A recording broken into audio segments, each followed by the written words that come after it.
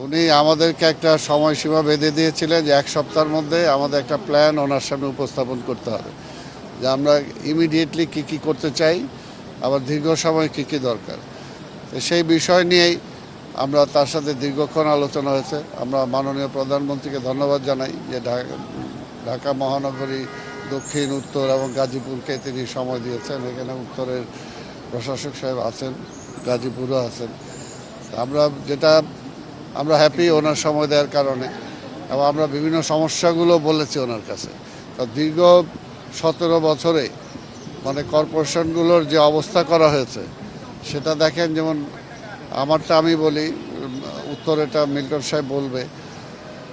আমাদের রাজস্ব বাজেটের যে অবস্থা, অর্থাৎ এটা বলা চলে যে আগামী যদি রাজস্ব বাজেটের উপর ভর করে আমরা বেতন দিতে যাই তাহলে বেতন দিতে পারবো না, বেতনের টাকা নাই। তারা এমনভাবে সব শূন্য করে দিয়ে গেছে। এবং তারপরে আরও যেটা করেছে যে তারা প্রায় 1400 কোটি টাকার অ্যাডভান্স তারা অলরেডি ওয়ার্ক অর্ডার পর্যন্ত দিয়ে গেছে। সেই টাকাটা কোত্থেকে আসবে সেটা তারা চিন্তা করে না।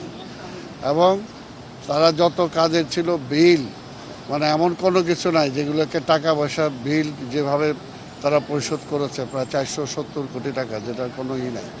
অর্থাৎ এইগুলো করে এমন অবস্থা করেছে যে এই সময় যে ইমার্জেন্সি পিরিয়ডে আমরা যে কাজ করব সেই কাজের মতো অবস্থা নাই।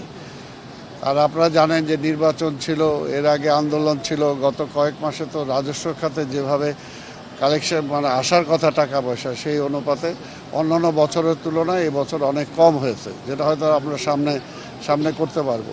কিন্তু এই মুহূর্তে এই অবস্থার মধ্যে আমরা যেটা, তারপরে মাননীয় প্রধানমন্ত্রী বলেছেন, আমরা ওনার কাছে আমরা থোক বরাদ্দ চেয়েছি যাতে সিটি কর্পোরেশন চালানোর জন্য আমাদের সুবিধা হয় সেটার জন্য। এবং ওনাকে বলেছি যে আমাদের কনসার্ন যে মিনিস্ট্রি, লোকাল মিনিস্ট্রি, সেই মিনিস্ট্রিকেও যাতে উনি বলেন যাতে আমাদের বিভিন্ন পর্যায়ে, বিভিন্ন প্রকল্পে, বিভিন্ন কাজে যাতে আমাদেরকে সহযোগিতা করা হয়।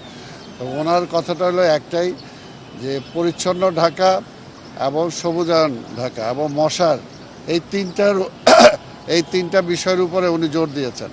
যে এই তিনটা, সামনে যেহেতু বর্ষা আসতেছে এবং সামনে ডেঙ্গুর প্রকোপ বাড়বে, এই কারণে মশাকে যে কোনোভাবেই হোক মশাকে নিয়ন্ত্রণে আনতে হবে আর ক্লিন করতে হবে। ঢাকা শহর যে একটা বর্জ্যের একটা পুরা কারখানা হয়ে গেছিলো, এটা আবর্জনা, এটা ডাম্প হয়ে গেছিলো, সেটা থেকে আপনারা জানেন যে আমরা দায়িত্ব নেওয়ার পরে আমরা দক্ষিণ বা উত্তর বা গাজীপুর সবাই মিলে আমরা চেষ্টা করছি যাতে অতি দ্রুত অন্তত আমাদের বর্জ্য ব্যবস্থাপনার একটা সুন্দর ব্যবস্থা আমরা আনতে পারি।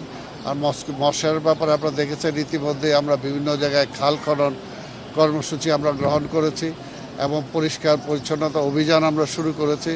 এবং আমি ঢাকা শহর দক্ষিণে 1 মাসের জন্য একটা ক্র্যাশ প্রোগ্রাম আমরা দিয়েছি, যেটা মশক নিধন এবং পরিষ্কার পরিচ্ছন্নতা, কারণ দুইটাই রিলেটেড, এই দুইটা আমরা দিয়েছি। আর যেহেতু রাস্তাগুলো বললাম প্রায় রাস্তায় ভাঙা, আপনারা নিজেরাই দেখেন। কিন্তু ওই যে আমি তো ফান্ডের অবস্থা বললাম, যে এই অবস্থায় আমি কোন টাকা দিয়ে কি কাজ করাবো, এই হলো অবস্থা। তো এর জন্য আমি জনগণকেও ধৈর্য ধারণ করতে বলবো।